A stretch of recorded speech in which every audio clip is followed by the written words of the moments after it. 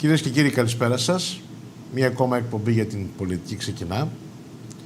Σήμερα η εκπομπή μας θα είναι ιδιαίτερα ενδιαφέρουσα. Στο πρώτο μέρος της εκπομπής φιλοξενεί τον Σάκη Τζακόπουλο, Δημοτικό Σύμβουλο Θεσσαλονίκης, ο οποίος έχει πάρα πολλά να μας πει νέα. Νέα για την διεκδίκηση του Δήμου Θεσσαλονίκης, νέα για συνεργασίες και σίγουρα μιλήσουμε και για τον Δήμο Θεσσαλονίκης και για την προοπτική του. Κύριε Τζακόπουλο, καλησπέρα σας. Καλησπέρα κύριε Πορτοκάλη, καλησπέρα στους τηλεθεατές σας. Έμαθα ότι υπάρχουν διεργασίες. Έγιναν τις προηγούμενες μέρες. Η παράταξη Ώρα Θεσσαλονίκης που εγώ ανακοίνωσα από την αρχή της χρονιάς ενώθηκε και θα συμπορευτεί στις εκλογές στις 8 Οκτώβρη με την παράταξη Θεσσαλονίκη για όλους με τον Σπύρο Πέγκα. Καταλαβαίνετε ότι ο Δήμος Θεσσαλονίκης θέλει πολλές φωνές, θέλει όμως αυτές οι φωνές να συμφωνούν. Και πολύ γρήγορα γνωριζόμασταν, είμαστε και γείτονες με τον Σπύρο Πέγκα, καθορίσαμε αυτό που χρειάζεται η Θεσσαλονίκη. Και αυτό τι είναι? Καλύτερη ζωή για τους Θεσσαλονικείς. Δεν χρειάζεται να μιλάμε για άλλα θέματα. Εκείνο που μιλάμε είναι ότι είναι αυτό το πλακάκι το σπασμένο, η βρώμικη Θεσσαλονίκη που πρέπει να καθαρίσει, να κυκλοφορούμε και να βοηθάμε τους συμπολίτες μας να έχουν ανοιχτούς χώρους και πράσινο και κυρίως να βοηθήσουμε την επιχειρηματικότητα των ανθρώπων, κυρίως των νέων ανθρώπων που φεύγουν από τη Θεσσαλονίκη και δεν μένουν στη Θεσσαλονίκη γιατί δεν έχουν μέλλον. Δεν χρειάζεται λοιπόν πολλά για να συμφωνήσεις, για να είναι δυνατή αυτή η φωνή, να είναι δυνατή η φωνή και πριν τις εκλογές για να γίνει η διοίκηση με αυτές τις φωνές όπως είμαστε εγώ και ο Σπύρος Πέγκας. Καταλαβαίνετε ότι όλη η πορεία από εδώ και πέρα μέχρι τις εκλογές, αλλά κυρίως μετά, αναλαμβάνουμε αυτή την ευθύνη απέναντι στους Θεσσαλονικείς να τους πούμε ότι θέλουμε να αλλάξουμε τη Θεσσαλονίκη. Και αυτό κάναμε με την συμπόρευσή μας εκλογές. Κύριε Τζακόπουλε, πρώτο ερώτημα, εσείς έχετε παράταξη, έχει όνομα η παράταξή σας, ο κύριος Πέγκας έχει παράταξη, έχει όνομα η παράταξη, το κατεβείτε με κοινό ψηφοδέλτιο, το έχετε ξεκαθαρίσει? Εννοείται, ένα ψηφοδέλτιο, ένας υποψήφιος δήμαρχος. Η παράταξη που θα κατέβουμε σε εκλογές θα είναι Θεσσαλονίκη για όλους. Ένα μέρος του ψηφοδελτίου, γιατί όταν ενώνονται τα ψηφοδέλτια, ένα μέρος δικό μας θα συμπληρώσει το ψηφοδέλτιο της παράταξης Θεσσαλονίκη για όλους. Μάλιστα. Και είπατε ότι τα βρήκατε, γιατί είναι λίγα τα πράγματα που πρέπει να συμφωνήσεις αν είσαι λογικός άνθρωπος. Σε πολλά χρειάζεται κυρίως πολλή δουλειά. Συμφωνήσαμε να δουλέψουμε για τη Θεσσαλονίκη, να κάνουμε μια δυνατή παράταξη για να αλλάξουμε αυτή την πόλη. Όχι, είναι λίγες βασικές γραμμές, είναι λίγοι βασικοί άξονες. Η ιδεολογία, η φιλοσοφία, η ανάγκη, αυτό που είπατε για δουλειά, για να προχωρήσει η πόλη, το πλακάκι το οποίο δεν πρέπει να είναι σπασμένο, τα δέντρα τα οποία δεν πρέπει να κόβονται πριν τις ώρες τους, αυτά πρέπει να φυτεύονται εκεί που πρέπει να φυτεύονται και η καθαριότητα της πόλης και άλλα πράγματα για την προοπτική του τόπου. Αλλά και η ταυτότητα της Θεσσαλονίκης μας, η οποία είναι απαραίτητη να αναδειχθεί κάποια στιγμή, κύριε Τζακόπουλο, και ίσως θα μπορούσαμε να μιλήσουμε γι' αυτό. Κυρίως επειδή αναφέρατε πολιτικές παρατάξεις ή οτιδήποτε άλλο στο Δήμο. Και στο Δήμο Θεσσαλονίκης υπάρχει αυτό το κόμμα πρέπει να είναι η Θεσσαλονίκη. Η Θεσσαλονικής, ο κάθε Θεσσαλονικιός να ζει καλύτερα σε αυτή την πόλη. Εκεί πρέπει να μένουμε. Να ξεχνάμε τη Νέα Δημοκρατία, το ΠΑΣΟΚ, το ΣΥΡΙΖΑ και να μένουμε ότι θα πρέπει να υπάρχουν πολιτικοματικές δυνάμεις που είναι μέσα από αυτό που θα βγει η διοίκηση, έτσι ώστε να μην μένουμε στο τι χρώμα θα έχει αυτή η παράταξη που κατεβαίνει και κερδίζει το Δήμο, αλλά το χρώμα να είναι η Θεσσαλονίκη. Κόμμα μας λοιπόν σε αυτές τις εκλογές πρέπει να είναι η Θεσσαλονίκη και για μας είναι η Θεσσαλονίκη πρώτα. Στο Δήμο το κόμμα είναι η Θεσσαλονίκη. Έχετε ξεκάθαρα σε αυτό. Αυτό είναι. Από εκεί πρέπει να ξεκινάει κάθε συμπόρευση και κυρίως κάθε λειτουργία αυτού που λέμε διοίκηση χρηστή για να αλλάξει κάποια στιγμή η Θεσσαλονίκη. Για έναν περίεργο λόγο, λογικό ή μη λογικό, ο καθένας το κρίνει όπως το βλέπει. Αν και εγώ πιστεύω ότι η τοπική αυτοδιοίκηση, όπως λέτε, πρέπει να είναι πέρα και πάνω από κόμματα, γιατί πολύ ξεχωριστές προσωπικότητες τιμούν την τοπική αυτοδιοίκηση, αλλά επειδή ανήκουν σε ένα κόμμα δεν σημαίνει ότι τους ψηφίζουν μόνο για το κόμμα τους, τους ψηφίζουν για την Θεσσαλονίκη. Για παράδειγμα, ένας δήμαρχος στη Δυτική Θεσσαλονίκη δεν ψηφίζεται γιατί κατάγεται τη Νέα Δημοκρατία, ψηφίζεται γιατί είναι καλός δήμαρχος. Λέω ένα παράδειγμα. Ένας άλλος δήμαρχος στην Ανατολική Θεσσαλονίκη δεν ψηφίζεται γιατί η πολιτική του καταγωγή είναι το ΠΑΣΟΚ, αλλά γιατί είναι καλός δήμαρχος. Είναι όχι μόνο. Υπάρχουν δήμαρχοι και υπάρχει ένας δήμος, μεγάλος δήμος στην Αθήνα, ο οποίος εδώ και 20 χρόνια περίπου έχει τη στήριξη και της Νέας Δημοκρατίας και του ΠΑΣΟΚ και του ΣΥΡΙΖΑ. Άρα δεν χρειάζεται να λέμε. Θα πρέπει να έχει πολλές φωνές, αλλά κυρίως δεν πρέπει να μένουμε ποιος στηρίζει και ποιον, αλλά κυρίως τι δυναμική θα βγάλει την επόμενη μέρα αυτό που θα είναι η παράταξη που θα διοικεί το Δήμο. Και αυτό υποσχόμαστε στους Θεσσαλονικείς, διοίκηση για τους Θεσσαλονικείς, να αλλάξει η πόλη. Προκύπτουν δύο ερωτήματα, κύριε Τζακόπουλε. Και τα δύο νομίζω ότι είναι αρκετά σοβαρά. Τότε γιατί έχουν όλοι από τα κόμματα μπει στη διαδικασία και στη λογική να θέλουν να δώσουν χρήσεις έτσι ώστε να βλέπουν ένα χάρτη να βάφεται, αφού αυτό το βάψιμο στην ουσία δεν είναι πραγματικό για την τοπική αυτοδιοίκηση, είναι πραγματικό για τις εθνικές εκλογές. Για την τοπική αυτοδιοίκηση δεν αντιπροσωπεύει την πραγματικότητα. Γιατί πολλές φορές οι δήμαρχοι βγαίνουν γιατί είναι προσωπικότητες, γιατί ανήκουν σε κάποιο κόμμα. Και δεύτερο ερώτημα προκύπτει από αυτά που είπατε, αν βοηθάει τον κύριο Ζέρβα η υποστήριξη από τη Νέα Δημοκρατία ή βοηθάει την Νέα Δημοκρατία το ότι υποστηρίζει τον κύριο Ζέρβα. Θα της κάνει καλό ή κακό? Καταρχήν, μία υποστήριξη σε κάποιον δήμαρχο δεν κρίνεται από το αν υπάρχει υποστήριξη. Κρίνεται από αυτά που θα πει ο κόσμος. Και ο κόσμος βλέπει, δεν έχει χρώμα. Η βρώμικη Θεσσαλονίκη, τα σκουπίδια στους δρόμους, οι κάδοι, οι ξέχυλοι, οι τρύπες στους δρόμους, τα σπασμένα τα πλακάκια. Το να κυκλοφορείς στην πόλη και να μην μπορείς να περάσεις γιατί υπάρχουν 2 και 3 σειρές φορτοεκφορτώσεων. Έκανα περίπου στη Τζιμισκή για να έρθω ένα σλάλομ για να μπορέσω να περάσω τα αυτοκίνητα που είναι στη Τζιμισκή. Καταλαβαίνετε ότι αυτά δεν έχουν χρώματα. Αν αυτό το χρώμα που δίνει μία στήριξη ενός κόμματος δεν ανταποκρίνεται, γιατί ο κόσμος τελικά είναι αυτός που ψηφίζει, αυτός που έχει βάλει στο χρονοτούλαπο της ιστορίας αυτή τη διοίκηση του κυρίου Ζέρβα που διοικεί σήμερα το Δήμο Θεσσαλονίκης.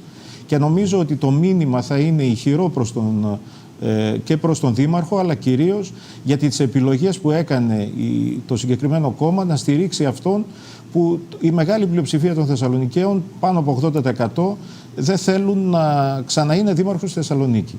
Αυτά πρέπει να μετράν και κυρίως να μετράν για να ξεπερνούνται όλα αυτά τα οποία σε χρήσματα, σε στηρίξεις δεν δίνουν καμία δυνατότητα αν δεν υπάρχει ένας προγραμματικός λόγος.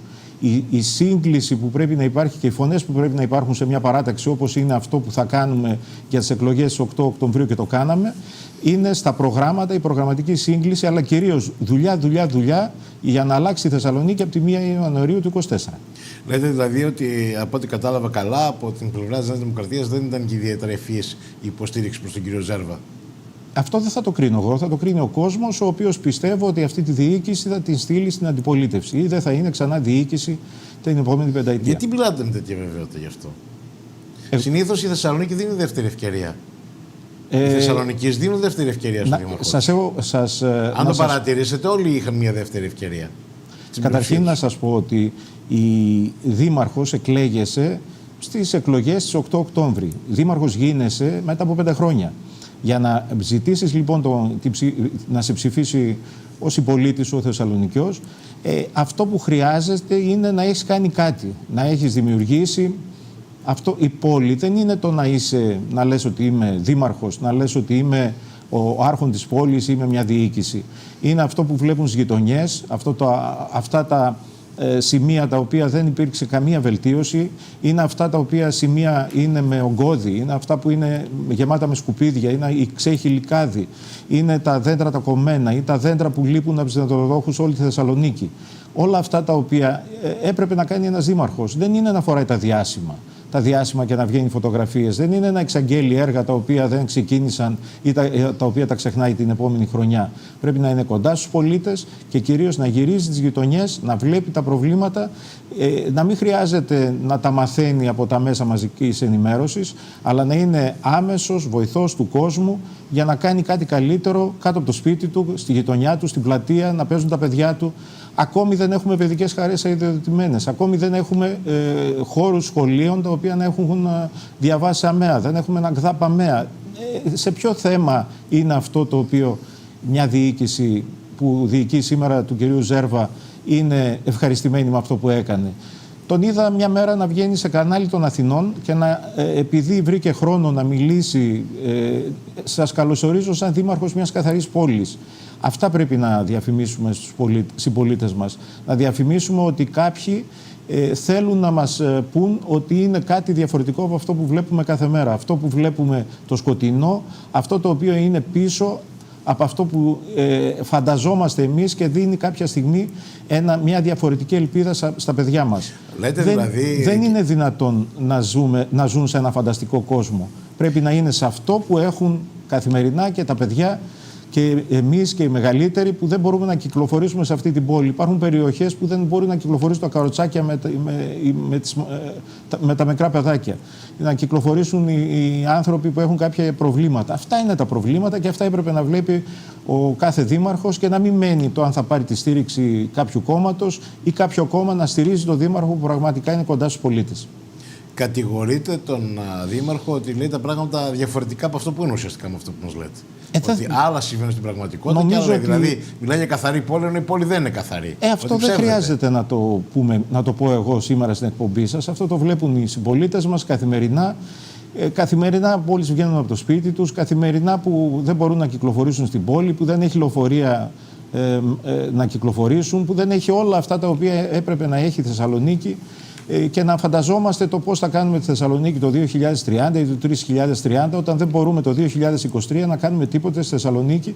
Και αυτό αποδείχθηκε ότι τίποτα από αυτά που ξεκίνησαν και από την προηγούμενη διοίκηση του Δήμου είτε δημοπρατήθηκε ή δεν ξεκίνησε για να ολοκληρωθεί σε αυτή τη θητεία των 4 χρόνων. Μάλιστα. Άλλα λέει και άλλα τελικά συμβαίνουν. Λέτε η πόλη δεν είναι καθαρή, παρότι μας λέει ότι είναι καθαρή. Ερώτημα και προκύπτει, δηλαδή προκύπτει αυθόρμητα. Η πόλη σήμερα, σε σύγκριση με τις περασμένες τετραετίες, είναι πιο καθαρή? Σήμερα, και το έχω πει και σε εσάς και το έχω πει και στο Δημοτικό Συμβούλιο, είναι πολύ χειρότερη από αυτή που ανέλαβε το 2019. Ο Κώστας ο Ζέρβας σαν δήμαρχος Θεσσαλονίκης. Τα πούμε για την καθαριότητα. Κυκλοφορούν περίπου 30 αυτοκίνητα, ενώ έπρεπε να κυκλοφορούν 90 οχήματα για να καθαρίζουν την πόλη.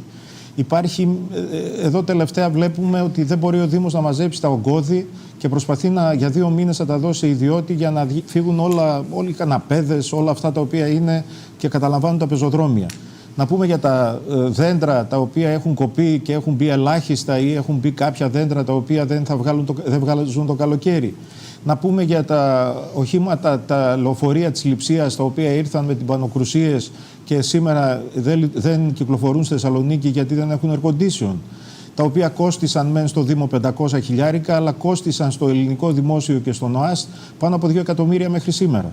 Καταλαβαίνετε ότι αυτά είναι βασικά πράγματα και κυρίως έχουν γίνει γειτονιές σκοτεινές γειτονιές, δεν έχουν κανένα μέλλον είτε με κάποια ανάπτυξη είτε με κάποια πλάνα για να μπορέσουν να ξαναλειτουργήσουν και να ξαναδώσουν φως στις γειτονιές για νέους ανθρώπους να ξαναδημιουργήσουν και να δουλέψουν σε αυτές.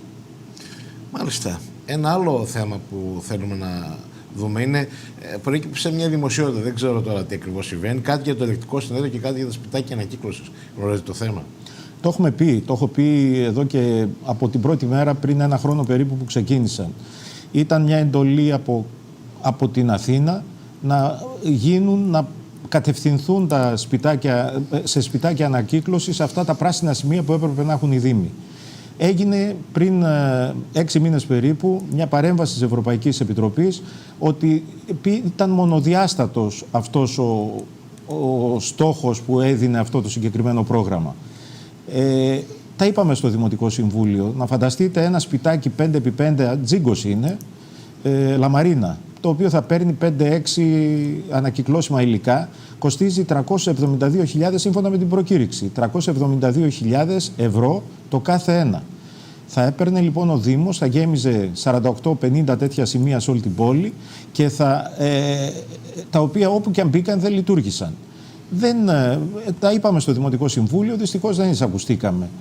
Ήρθε τώρα το ελεγκτικό και έβαλε ακριβώς αυτά τα ερωτήματα, τα οποία τα είχε βάλει ήδη η Ευρωπαϊκή Επιτροπή, ότι είναι μονοδιάστατη αυτή η κατεύθυνση.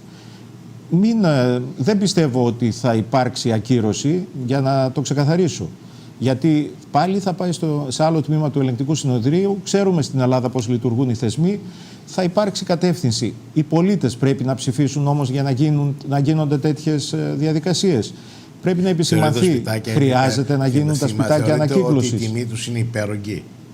Η τιμή τους είναι υπέροχη. Όταν σε όλο τον κόσμο τέτοια αντίστοιχα κάνουν περίπου 70-75.000 και στο πρόγραμμα εγκρίνονται 372.000 το ένα, καταλαβαίνετε ότι υπάρχει πρόβλημα. Δεν θα μείνω λοιπόν στην ακύρωση που έκανε το ελεγκτικό συνέδριο. Μπορεί να βάζουν μια τιμή ψηλή και να γίνεται δημοκρασία, να γίνεται διαγωνισμός και ως διαγωνισμό να έχει την πραγματική τιμή. Δεν υπάρχει κανένας διαγωνισμός. Η τιμή αυτή είναι 370.000 το κάθε σπιτάκι ανακύκλωσης. Δυστυχώς. Δεν έγινε διαγωνισμός, δεν μπορεί, θα έγινε. Έγινε, αλλά ήταν ένας που τα είχε σε όλη την Ελλάδα, σε όλη την Ευρώπη, σε όλο τον κόσμο. Έδωσε? 0. Αφού δεν υπάρχει, δεν μπόρεσε να κατέβει κανένας άλλος. Γι' αυτό μπαίνει το ερωτήματα από το ελεγκτικό. Ενώ στην αρχή εγκρίθηκε η σύμβαση, το τμήμα το οποίο πήγαινε να πάει η ειδική σύμβαση της εφαρμογής που δόθηκε εντολή να ξεκινήσει, εκεί μπήκαν αυτά τα ερωτήματα τα οποία θα πρέπει να τα απαντήσει και να τα απαντήσει ο Δήμος Θεσσαλονίκης και μετά να βγάλει την οριστική απόφασή του το Συμβούλιο του Ελεγκτικού Συνέδριου. Εσείς ουσιαστικά δεν διαφωνείτε με τη λογική, την πρακτική να γίνουν σπιτάκια ανακύκλωσης, αλλά με το κόστος και με τη λειτουργικότητά τους. Δεν είναι. Έπρεπε να γίνουν, κύριε Πορτοκάλη, πολλά πράσινα σημεία. Πράσινα σημεία τα οποία είναι με ένα κόστος 20-25.000 όλη τη Θεσσαλονίκη, ένα μεγάλο πράσινο σημείο το οποίο θα μπορείτε οι 2 ή 3, επειδή η Θεσσαλονίκη είναι μια μεγάλη πόλη, να μπορείτε κι εσείς να πάτε να αφήσετε τα ανακυκλώσιμα υλικά που θέλετε, να πάτε να αφήσετε τους καναπέδες σας, να πάτε να αφήσετε όλα αυτά τα οποία σήμερα μένουν στα πεζοδρόμια. Αυτά είναι πράσινα σημεία. Αυτή είναι η πολιτική για την ανακύκλωση στην χώρα μας. Δυστυχώς δεν έγινε αυτή η επιλογή. Δεν ξέρω για ποιο λόγο επιλέχθηκε ό,τι πιο ακριβό υπήρχε σε όλο τον κόσμο να αγοραστεί, όχι μόνο από το Δήμο Θεσσαλονίκης, αλλά και σε άλλους δήμους γύρω μας. Μάλιστα. Κατανοητό. Δεν θέλω να αφήσω υπονοούμενα. Θα πρέπει όλοι να εξηγήσουν, όλοι αυτοί που αποφασίζουν, γιατί επιλέξαν να είναι ένα σπιτάκι ανακύκλωσης όσο κάνει ένα τριάρι διαμέρισμα στη νέα παραλία της Θεσσαλονίκης. Ναι. Το ερώτημα τώρα που προκύπτει είναι ότι όλα για την ανακύκλωση γίνονται για το κλίμα. Γιατί η κλιματική αλλαγή απειλεί. Η κλιματική αλλαγή φέρνει προβλήματα. Τα προβλήματα αυτά πολλές φορές εκφράζονται με πλημμύρες.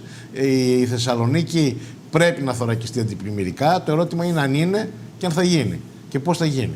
Καταρχήν, οι πλημμύρες είναι οι ξαφνικές μπόρες δημιουργούνται από την κλιματική αλλαγή, αλλά δεν είναι το μόνο. Θα πρέπει να γίνουν έργα για την αντιπλημμυρική προστασία Θεσσαλονίκης. Το έχουμε επισημάνει και σαν τεχνικό επιμελητήριο πριν 20 χρόνια ότι υπάρχουν μαύρες τρύπες στη Θεσσαλονίκη. Υπάρχουν 8 σημεία που πλημμυρίζουν σε κάθε μπόρα.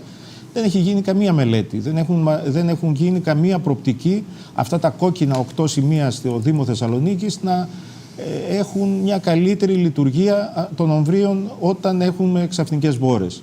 Βλέπουμε συμπολίτες μας να πλημμυρίζουν τα μαγαζιά τους, να πλημμυρίζουν περιοχές, να μην μπορούν να περπατήσουν στο δρόμο. Και κανένας δεν ασχολήθηκε. Υπάρχουν 10 ρέματα τα οποία είναι ανοιχτά μαύρες τρύπες στο σχέδιο της Θεσσαλονίκης. Θα πρέπει κάποια στιγμή να υπάρξει μια μέριμνα.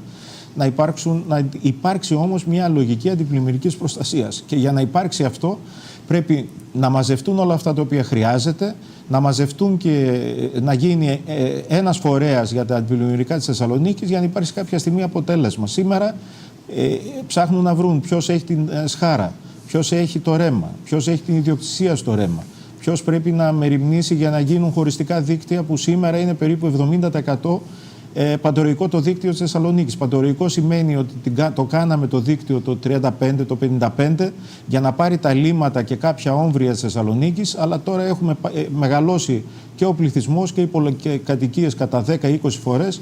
Θα έπρεπε λοιπόν να κάνουμε κάτι διαφορετικό. Και βλέπουμε να πλημμυρίζει η Όλγας, να πλημμυρίζει η Εθνικής Αμήνης, να πλημμυρίζει εδώ στη γέφυρα της Αγίων Πάντων και κανένας θα μην ασχολείται.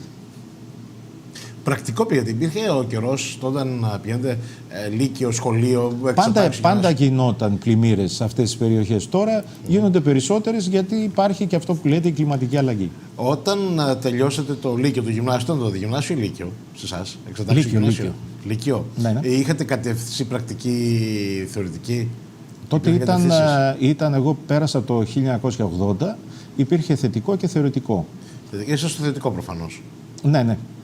Είστε πάρα Αλλά πολύ... και τότε που περνούσα από την Αγίων Πάντων που έμενα για να πάω στο σταθμό, να πάρω το λεωφορείο, να πάω στο πανεπιστήμιο τα πρώτα χρόνια, και τότε πλημμύριζε η γέφυρα των Αγίων Πάντων. Δυστυχώς μέχρι σήμερα δεν βρέθηκε κάποια λύση. Νομίζω τα παιδιά μας, τα εγγόνια μας, τα δυσέγγονά μας κάποια στιγμή κάτι να γίνει και να βελτιωθεί. Για άλλο θέμα, κύριε Τζακόπουλε, το ρώτησα αυτό, γιατί είστε ένας από τους δύσκολους ανθρώπους όσον αφορά τον δημοσιογράφο για τη συνέντευξη. Θα το εξηγήσω. Πάρα πολλοί τους κάνεις μια ερώτηση και μπορεί να μιλάνε για ένα πράγμα 10-15 λεπτά και να το αλλάζουν. Και έχεις δικαίωμα να σκεφτείς το επόμενο. Εσείς είστε βομβαρδισμός, πραγματικά. Δηλαδή, σας κάνει ερώτηση ο δημοσιογράφος, εγώ καλή ώρα, για ένα θέμα, και εσείς δίνετε 5, 10, 15 πράγματα επιγραμματικά και μαζεμένα. Φαίνεται λοιπόν με αυτόν τον τρόπο ότι γνωρίζετε πάρα πολύ καλά αυτό που κάνετε. Και τον τρόπο τον οποίο επιγραμματικά απαντάτε, εμείς δεν προλαβαίνουμε καν ουσιαστικά να σκεφτούμε και να σας κάνουμε ερώτηση επί της απάντησης, γιατί είπατε πολλά. Πολλά και καθοριστικά. Αυτό είναι πραγματικά δείχνει και τη θετική σας και το θετικό σας όσον αφορά το σχολείο θετικής κατεύθυνσης, είστε πρακτικός άνθρωπος, αλλά και ότι έχετε γνώσεις. Κύριε Πορτοκάλη, να σας πω, σας ευχαριστώ καταρχήν για τα καλά λόγια. Αυτό δεν μου βγήκε. Στη Θεσσαλονίκη ζούμε. Είμαι ενεργός πολίτης. Τα τελευταία 4 χρόνια είμαι δημοτικός σύμβουλος. Δεν υπάρχει ένας πολίτης που να μην ήρθε ή να μην μου πάρει τηλέφωνο να πάω να δω το πρόβλημα που μου είπε. Ξέρω όλες τις γειτονιές της Θεσσαλονίκης, ξέρω όλους τους δρόμους της Θεσσαλονίκης, ξέρω που έχει τρύπες ο δρόμος, τρύπες στο πεζοδρόμιο. Γιατί έχω πάει, μου τα έχουν δείξει, έχω κάνει προσπάθεια με τους υπαλλήλους του Δήμου. Δεν ήμουν διοίκηση, έκανα την προσπάθεια, ήμουν πάντα κοντά όμως. Αυτός έκανα, τέτοιος άνθρωπος είμαι, και όταν είμαστε η διοίκηση, η επόμενη διοίκηση στο Δήμο, θα είναι κοντά μας, θα είμαι κοντά τους, θα έρχονται με όποια προβλήματα έχουν και θα δίνετε λύσεις. Αυτός είναι και ο τρόπος και γι' αυτό συμμετέχουμε στις εκλογές. Να μπορούμε να κοιτάξουμε τον πολίτη στα μάτια. Ότι εμείς θέλουμε ένα τέτοιο δήμαρχο. Θα θέλαμε ένα δήμαρχο. Δηλαδή, ο Τζακόπουλος θα πρέπει να είναι υποψήφιος δήμαρχος. Καλά, αυτό τι έκανε το Σάκη του Τζακόπουλου έτσι ώστε να συμπορευτεί? Εσείς είστε ένας άνθρωπος τον οποίο θα το θέλαν όλοι να είναι μαζί τους. Θα τον ήθελε και ο σημερινός δήμαρχος προφανώς, θα τον ήθελε και κάποιος άλλος και θα τον ήθελε στην παράταξή του. Εσείς κατεβήκατε ως υποψήφιος δήμαρχος, κάνατε τον αγώνα σας γι' αυτό και κάποια στιγμή στη διαδρομή είδατε ότι πρέπει να αλλάξετε ρότα. Αυτό δεν το κάνετε όμως για κάποιον λόγο άλλο παρά για το καλό του Δήμου, μας λέτε. Αλλά τι είναι αυτό στην προσωπικότητα, για παράδειγμα, του κυρίου Πέγκα που σας έκανε να δεχτείτε να συμπαραταχθείτε? Θα είμαι πολύ σύντομος, όπως μου είπατε, επιγραμματικός. Καταρχήν, για μένα δεν είναι αυτός σκοπός το να πάρω μια θέση. Για μένα ο δήμαρχος δεν είναι αυτός που βάζει τα διάσημα. Δεν είναι ο άρχον της πόλης. Είναι ο υπηρέτης των δημοτών. Υπηρέτης των δημοτών είναι όμως και αυτός που συμμετέχει σε εκλογές. Είναι δημοτικός σύμβουλος, υπηρέτης ήμουνα τα προηγούμενα 4 χρόνια για αυτούς τους εκατοντάδες συμπολίτες μας που τίμησαν με την ψήφο τους. Έτσι βλέπω πάντα το να συμμετέχω στα κοινά. Δεν είμαι πολιτικός. Είμαι ένας άνθρωπος της πόλης, είμαι ένας άνθρωπος που ξέρω τα προβλήματα, είμαι ένας άνθρωπος που μπορώ να δώσω λύση και πιστεύω ότι η σύνδεση αυτών των δυνάμεων με τον Σπύρο Πέγκα θα δώσει μεγαλύτερη δυναμική, όχι για τις εκλογές, μια μεγαλύτερη δυναμική με τους ανθρώπους που από πρώτου του 24 θα έχουν τη διοίκηση. Γιατί δεν πρέπει να μένουμε. Για μένα δεν παίζει ρόλο το ποιος θα είναι δήμαρχος. Εμένα παίζει ρόλο να μπορούν να συνεργαστούν αυτοί που θα έχουν τη διοίκηση και νομίζω τέτοιος άνθρωπος είναι και ο Σπύρος Πέγκας και έτσι θα πορευτούμε τα επόμενα χρόνια. Και τα επόμενα χρόνια και τις επόμενες θητείες μαζί θα είμαστε για το καλό της Θεσσαλονίκης. Εδώ υπάρχει και ένα άλλο που θα μπορούσε να το πει κανείς, που μπορεί να δημιουργήσει conflict στο μυαλό του καθενός. Δεν ξέρω τώρα αν θα πρέπει ή όχι. Εσείς προέρχεστε από τη Νέα Δημοκρατία. Είστε από τους αγωνιστές αυτής της παράταξης και τον κύριο Πέγκα το στηρίζει ο ΣΥΡΙΖΑ. Έχετε κάποιο πρόβλημα εσείς γι' αυτό? Καταρχήν, να πούμε, στις αυτοδιοικητικές εκλογές, σας είπα και πριν, δεν μιλάμε για κόμματα. Ναι, το κόμμα είναι η Θεσσαλονίκη. Τα κόμματα είναι η Θεσσαλονίκη. Για μένα αυτό που μετράει είναι να καθαρίσουμε την πόλη, να καθαρίσουμε την ανακύκλωση, τα πεζοδρόμια, να καθαρίσουμε, να ξανακάνουμε τα πλακάκια που είναι σπασμένα, να ξανακάνουμε ανοιχτούς χώρους, να ξανακάνουμε πράσινο. Αυτό μετράει. Δεν μετράνε τα κόμματα. Δεν είναι, νομίζω ότι σε αυτό που μένουμε είναι ότι ομονοούμε σαν άνθρωποι. Η δικιά μου η παράταξη που ήμουνα πριν λίγο καιρό σαν Ώρα Θεσσαλονίκης. Συμμετείχαν από την αριστερά μέχρι τη δεξιά. Όλοι αυτοί οι άνθρωποι ήρθαν γιατί πιστέψαν σε αυτά τα οποία είπαμε. Αυτοί όλοι οι άνθρωποι που μαζευόμαστε τώρα και θα είναι με την Θεσσαλονίκη για όλους, πορευόμαστε και ενωνόμαστε για να κάνουμε καλύτερη Θεσσαλονίκη. Έτσι το βλέπουμε και έτσι θα λειτουργούμε και τα επόμενα χρόνια. Το πρόγραμμα και οι προτάσεις του κοινού συνδυασμού χαράκτηκαν, θα χαρακτούν, θα προταθούν? Χαράχτηκαν τα προγράμματα, είναι περίπου όλα ίδια. Εκείνο που καταλήγει είναι να μην τα ξεχάσουμε την επόμενη μέρα. Ίδια πρόγραμμα είχαμε, δεν είχαμε καν. Όταν τα είδαμε το ένας και το άλλο, μπορεί εγώ κάπου να έδινα βάρος ή με μεγαλύτερη λεπτομέρεια, αλλά δεν μπαίνουμε σε αυτή τη λογική. Εκείνο που είναι το πρόγραμμα είναι δουλειά, δουλειά, δουλειά και πάντα κοντά στον πολίτη και στο Θεσσαλονικιό. Δουλειά και πάντα κοντά στον πολίτη και στο Θεσσαλονικιό. Θέλουμε να αλλάξουμε τη Θεσσαλονίκη. Αυτή είναι η μόνη κουβέντα που κάναμε, αυτό είναι η ανακοίνωση όταν συμπορευτήκαμε. Μάλιστα. Να σε ευχηθούμε από καρδιάς καλή επιτυχία. Δυστυχώς δεν έχουμε άλλο χρόνο. Πιστεύω θα το ξαναπούμε όμως. Και γιατί όχι να τα πούμε και με τον. Να τα δούμε στη συνέχεια διαφορετικά. Και αν είναι και με αντιπάλους αλλά και με τους συμπρωταγωνιστές σας. Αυτό είναι πολύ καλά. Αυτό είναι πολύ καλό να ακουστούν κάποια στιγμή τα προγράμματα. Να μην ακουστούν ποιον στηρίζει το τάδε κόμμα ή κυρίως ποιοι κατεβαίνουν, ποιοι celebrity κατεβαίνουν. Να καθίσουμε να συζητήσουμε τις προτάσεις και όλα τα προβλήματα της Θεσσαλονίκης. Πώς σχολιάζετε την αποχώρηση του κ. Ορφανού από τον στίβο των εκλογών, της τοπικής αυτοδιοίκησης? Είναι μια πολιτική προσωπικότητα της Θεσσαλονίκης. Αποτυπώθηκε σε όλες τις εκλογές στις οποίες συμμετείχε.